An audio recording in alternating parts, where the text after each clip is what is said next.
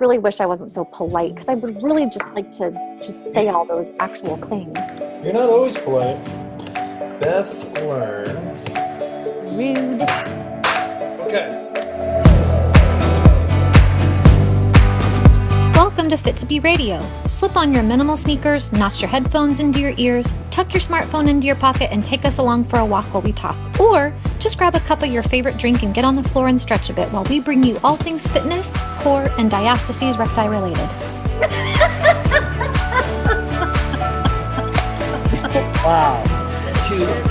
What do we call this, Beth? Fit2B Radio. Hey everybody, welcome to Fit2B Radio. My name is Chris Banke, and I'm here with Beth Learn. She is the CEO and founder of Fit2B Studio. And we also have an amazing guest with us today, Dr. Michelle, who is an expert in hormones, an expert in autoimmune. She's a naturopathic doctor, an acupuncturist, and a functional medicine doctor, which is pretty amazing. So we're super excited to have her. We asked her to be part of our Fit2B Girls course. If you don't know what that is, you should check it out on our website. But I'd love to hear from you, Beth. Why did we pick Dr. Michelle? What do you think about the stuff that she talks about in the course and just overall? Well, I chose Dr. Michelle for several reasons. First and foremost being she's a woman who understands hormones. And I was also fascinated by the information on her site about period pain relief and what my friend Kelly at the Tummy Team had said about working with her and how much it had helped her and her cycles. And Kelly really encouraged me to connect with Dr. Michelle. And so we literally met for coffee. I stood her up on accident the first time. She's like, hey, yes, I did.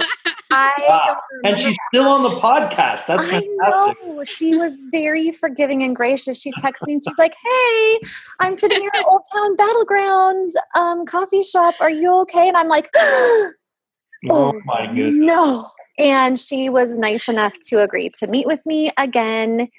And yes, thank you very much, Dr. Michelle. But so then I asked her, look, I think you'd be a great fit for this Fit2B Girls course that's for young girls who are really just starting their cycles, and girls can start their cycles as early as 8. And if they don't know how to handle those things, then they can be in for a world of hurt and discomfort and confusion. And then that causes problems down the road when they're in their childbearing years. So I was delighted that she said yes, and she contributed this beautiful lesson on natural period pain relief that is written to the level of these young girls. And so we're going to be talking about that course today, and also more along the lines of hormones and how they play into our health and fitness and how they affect us from girlhood through womanhood. Yeah. So we, all the time in the world, in our culture, we're always blaming hormones for things. Hormones this, hormones that, hormones this. So Dr. Michelle, can you talk a little bit about what are hormones? Let's get real basic. Like, what are hormones? Why is it important for girls? Why is it important for women or men, all people? Why do they need to even pay attention to this? And just explain that to us. Mm-hmm.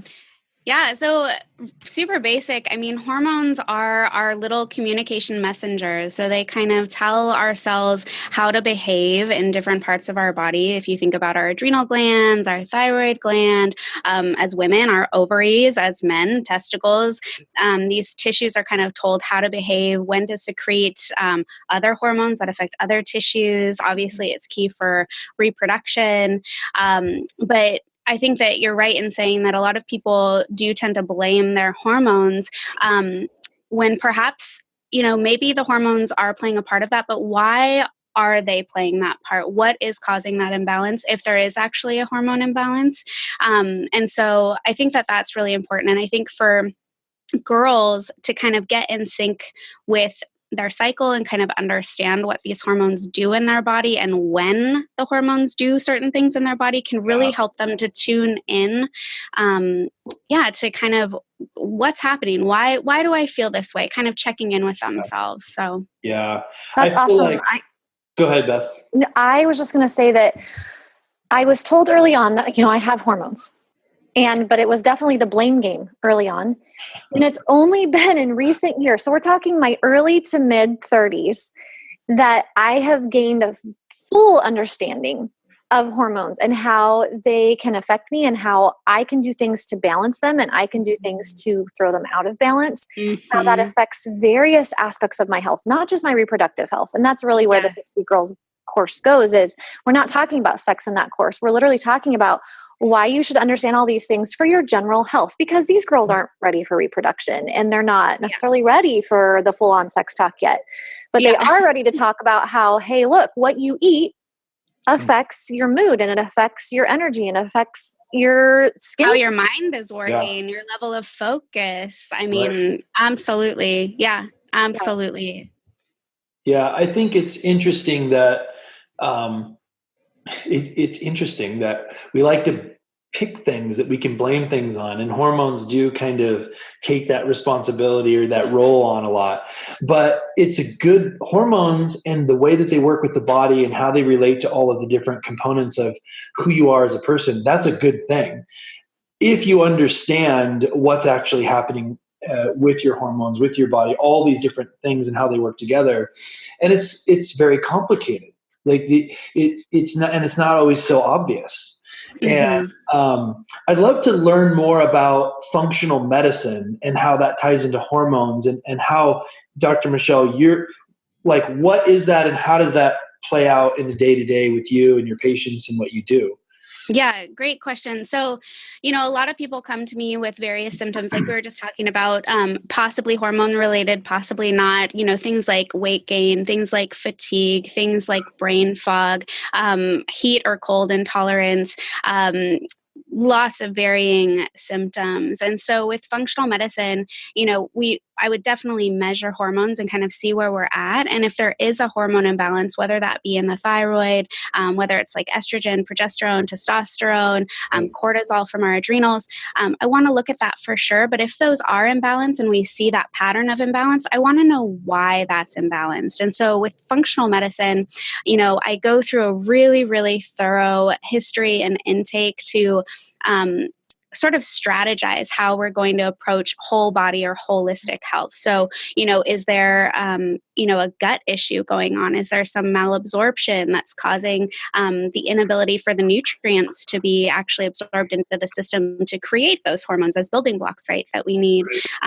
Also, sort of, what has happened throughout their timeline and their health history. A lot of women that I see have had shifts in hormonal balance due to pregnancies or due to even toxicity exposure. That can actually be a really big one. A big buzzword out there is the xenobiotics, right? These or xenoestrogens, these sort of toxic compounds that are actually communicating in our body like hormones and actually causing this disruption because they are not hormones and they shouldn't be sort of attaching to our receptor sites and things like that. There's a lot, just kind of really getting to that root cause, like what is really causing that imbalance? Why are you feeling that way? Why is your body responding that way? And there's a lot of things that we can dig out. Yeah. So rather than taking a straight medical, which there's a place for that. Clearly you do medicine stuff, but instead of saying, okay, here's a problem, and then here's the medicine to fix that problem. You actually go kind of almost backwards, not backwards, but you look back and you say, what's causing this? And instead of medicating the problem, let's actually get to the root of what's causing. Yeah. And it's like not necessarily working backwards, but like you said, it's like working upstream. We're looking upstream to see, why are you having these effects? Because these symptoms that we experience, whether it's period pain, whether it's cramping, whether it's PMS, mood changes, all breast tenderness, all of these things that can happen with hormonal imbalances, we want to know why. That's just your body communicating with you and just telling you, hey, something is out of balance. Can you please help me figure out what's going on? And a lot of times we just suppress that with pills or, things like Motrin or, we kind of pop those things to help decrease those symptoms, but it's not really addressing the cause. Yeah, I think that's so important. I think we're in a culture today. I think all the podcast episodes so far, we talk about this because I think it's really important, but our culture wants a pill to solve their problems. And sometimes that's okay. But more often than not, almost always, it really pays to look at the whole picture and actually understand what's really happening, because your body doesn't usually do things for no reason. So just taking a pill to address the pain might fix the pain, but you might be ignoring things that are really important. And I'd love to hear from both of you guys, like in your lives as women and as professionals, how do you see that affecting people in ways that they should be paying attention to? I know for me, when a woman is tired, she's not going to exercise. When she has brain fog, she can't keep her own life straight, let alone her kid's life. Yeah, that's true. Mommy brain is real. It attacked me just yesterday. Mommy brain. I've never heard mommy brain. What? Oh, yes, you have. I can't believe that. No, it's scientific, right, Dr. Michelle? It's a thing. Yeah, it's an actual thing. Yeah. So, I mean, that's the most simple and straightforward way I see it. If you're not getting enough sleep and you are depleted, and you also are dealing with some postpartum anxiety or depression, that's even 2 or 1 of those things is going to set you up for less success in your fitness goals. Yeah. I'm sure Dr. Michelle can speak to some of how that cycles around, where extreme fitness plays into those exact things I just mentioned. Yeah. Well, kind of what you were just saying, I feel like as women, especially busy women who are running around with kids or, their business or whatever, the first things that tend to go or get knocked off the schedule are self-care practices, the things like the fitness, the things like, meditation, things like self-care, taking a bath. Eating. Right? Sleep. Sleep. All of these like sleep. Oh my goodness. So important. It's like, how can we possibly be functioning optimally, and how can our body be happy when we're literally depriving it of these things that actually nourish us and recharge us and restore us so that we can function? So now here's an irony, and I've been thinking about this lately, is the mainstream version of self-care equals pedicures and hot baths and going to see a movie and eating a bunch of junk food. Right. Okay, but so pedicure, and I love There's a place for that. All right, stuff. I've got the fake nails. I know. I actually, there's the long story behind those, but it's like, so okay, you get a pedicure, you soak your feet in a bunch of potentially gross stuff, actually, and then you get a bunch of paint painted on your toes, and so okay, you go to a movie and eat junk food, and then you also buy those mainstream bath bomb fizzies that are also full of junk. So those things, okay, let's just hear it straight from the horse's mouth, Dr. Michelle. Can you just speak a couple sentences on that? Yeah, that was like that. It's kind of like a toxic overload, right? So it's actually like the opposite. Yes, it can actually, unfortunately, be doing more harm than good. Yeah, for sure. And so we want to make sure that those activities are really nourishing. So as far as baths go, I'll just put in Epsom salts, maybe a couple drops of, essential oil, and just relax. I'm really liberal with my Epsom salts. I'll put probably 6 cups. No, me too. 6 cups, yes. As much as I can. Yes. I order like the 25 or I think they're 20-pound bags off of Amazon. And just you know what's even better? I get them from the feed store. I kid you not. Because I figure they're good enough for my goats. Are they? You can get a 50-pound bag. No, yeah. I've been doing it now for like a year. So okay. Because I know they there are some just fine. That aren't okay. No, they're those big old. Well, this is the one that you're supposed to be able to feed your livestock. So I figure, hey. 50-pound bag from the feed store is how much? Like $20. Wow. That's a lot more than the little tiny package that you get at the store. No kidding. Yeah. No, I love that. But yeah, even things like just, going out for a walk, with your kiddo or your partner, or, there's so many really awesome things, journaling, listening to some guided meditation or some music. Yeah. There's so many really restorative activities that you can do that won't sort of, go against what your goals are. Right. So you're saying when it comes to self-care, make sure you're actually caring for yourself. Yeah, for sure. Yeah, and don't do things that could disrupt your hormones. I like that term, hormone disruptors. That term makes sense to me. As a woman, it's not so much all the propaganda, because that's what it kind of feels like sometimes. The stuff that's been going around about don't cook your food in Saran wrap, you're gonna get cancer, and it's like. Right. I don't really understand. I understand. You don't make that connection. Right. How do we make that big leap? Yeah. Yes. So help us make that leap. Yeah. So basically, estrogens. So these are sort of compounds they're chemical compounds that come from the environment, various forms of pollutants, plastics for sure. Let's just talk about plastic because you mentioned the saran wrap. Yeah. But basically those, estrogens come into our bodies, and actually the little compounds will connect to our hormone receptor sites, which takes the place of another hormone that actually does its job. So it kind of boots that hormone out of its place. And then we have these hormonal imbalances, because if you put that on, a larger scale, you imagine that happening to a bunch, thousands of receptor sites, right? That's really going to throw things off.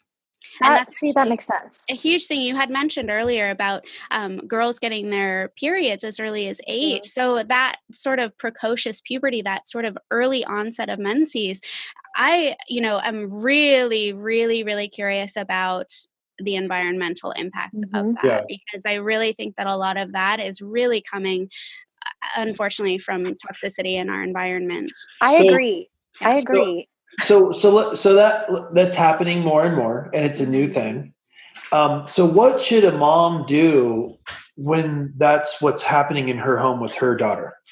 Great question. So the first thing that I usually recommend is making sure that all animal products are organic, ideally grass-fed or pastured. That's going to really reduce the toxicity, especially of the hormones and the antibiotics that are typically added to those products, just as they're grown.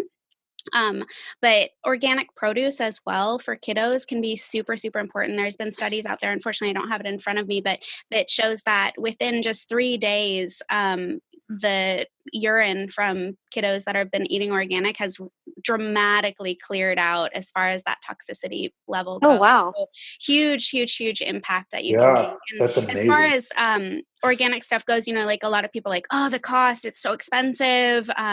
But there's a really awesome website called, it's EWG.org. It's the Environmental Working Group, and they have a Dirty Dozen list and a Clean 15 list.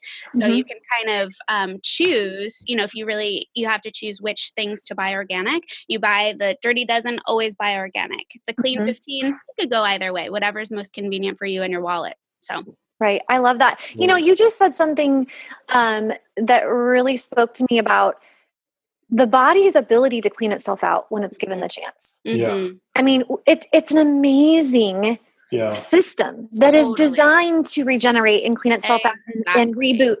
But we just don't give it the chance. Yeah, we get in the way all the time. Yeah. And then we go do our self-care and fill ourselves with chemicals and Butterfingers at the movie theater, popcorn. And I'm guilty of some of those self-care things, like I mentioned, but I love the concept of simple things that people can do right away that are swap outs. So if you're using bath bombs, go get Epsom salts instead. Exactly. And if you're going, if you it'll want to be cheaper. See a movie, but dare I say, smuggle in your own organic. I always smuggle in my own things. You don't whisper. Every single person smuggles in stuff to the theater. Somebody out there is like, I cannot believe that would ever do that. Well, they need to just smuggle it in and see how good it feels to eat your own stuff that you didn't pay $80 for. And knowing exactly what's in it, and make your favorite treat, whatever that is. If it feeds you mentally, emotionally, physically, for sure, it could be a little sweet treat. Who cares? That leads into one of our questions, which is, what are a few things you would recommend right this second that our listeners and watchers could do today? Just a couple easy, doable, implementable. That's a word, right? It is now. Implementable. It's a word now. I love it. For period pain specifically, or for hormone balance? Yes. Yes, all of those things. So, Epsom salt baths actually are fantastic for period pain. A lot of women find a lot of ease with the cramping. Girls and women will find ease with that cramping with Epsom salts. There's a lot of magnesium in those salts, so it actually magnesium really helps to relax that smooth musculature that kind of is what our uterus is. That's what's cramping. and then just the soothing nature of being warm and cozy in a bath, but also castor oil packs, which I think I mentioned in the you have a handout in our Fit2B girls perfect. course about making castor packs. It's fabulous. Yeah, so those can be really awesome for immediate relief. I love those. Super powerful. Obviously not the most convenient if you're out and about. If you are out and about, I actually really love this herbal blend formulated by a woman just in Portland here, and it's called Cramp Bark Extra, and it's the brand is called Vitanica, and it works like a charm. It's kind of like if you were to pop an ibuprofen or a Motrin or something like that, it'd be that you could reach for that instead, and it's a nice, really awesome blend. Yeah, it works really quick, so I love it. So quick question on painkillers. So a lot of people get in the habit of, they're taking ibuprofen every day. And I read somewhere that it can really affect your hearing. And I don't know if that's true or not. It might not even be relevant. But what we do know is what it does to your body. Yeah. Can you talk about that just a little bit? Just because I think it's such a common thing, that like the Costco size 8,000 tablet ibuprofen, people are buying that. Yeah. And obviously, right, if you're buying that sort of huge bottle of ibuprofen, your body is trying to tell you something. You're right? Like your body. Or you just had surgery. There's a time and a place, right? Yes, absolutely. But we definitely don't want to be doing that every single day. It puts a huge tax that. So of course, it taxes our liver and kidneys, right? Those are our big filtration systems in our body. Right. But the biggest concern for me, and what I see a lot in my practice, is how it affects the GI tract, our gastrointestinal tract, our digestive tract, because it really messes with that lining. It can cause microbleeds. It can cause issues with malabsorption, lead to things like leaky gut, or what's also called intestinal permeability. All of those things lead to a lot more inflammation. It can lead to more food sensitivities. It can lead to things like autoimmune conditions, arthritis, all of these things sort of down the line that you really don't want, obviously, to happen. Well, and I just read yesterday, I joke with people, come trade Facebook feeds with me. Like, like all the stuff I follow. And one of the studies that was posted yesterday was people who have been on painkillers for longer than 7 days have a 50% increase in heart, something with I don't want to say heart attack, but it might have been 50% increased risk of heart something. I'm butchering it, but I was like, that's a lot. And that stood out to me because I right now I'm dealing with a herniated disc that has just been revealed. It's actually from my childhood. Like the MRI showed so much granulation. They're like, you've had this for years and we didn't even know it. Now it really hit me a couple months ago, and it flattened me. I've had 2 natural childbirths. I would rather have 2 more natural childbirths than deal with that level of pain again. It was just endless and it wouldn't go away. It was horrible. Numbness, tingling, spasms, awful. And the only thing that would touch it was a lot of Excedrin. To keep me fine. And so, but I knew I have got to get off of this. I've got to get off of this. And so I really worked hard, and Chris even knows, taking the most minimal amount possible and moving and getting physical therapy and massage and then getting the diagnosis. But now I'm going to be getting surgery, and there's some lovely painkillers. But I'm my goal is to do my best to quickly get off of those, because I know, sometimes I wish I didn't know as much as I know. There's a time and a place for it, I think, but the chronic thing is, I think, the scary thing, and it's just so common today. It's true, because I'm not joking around about these things that people are putting in their shopping cart at Costco that have thousands of tablets. They're using that up. So it's scary. So I want to pull this back to fitness real quick. Dr. Michelle, you're an expert with dealing with hormones, understanding them, how they affect the body, how to deal with them. Beth, you're an expert in fitness. Can you guys talk about hormones and fitness and how they tie together? Well, I'm going to let Michelle do that, because I can do some really high level stuff and talk to that, and I kind of already did. But seriously, Dr. Michelle, give it to them straight. Hormones and fitness. Well, the thing that I love that I feel like a lot of women don't think about is how our hormonal fluctuations happen throughout the month and how that affects our fitness routine.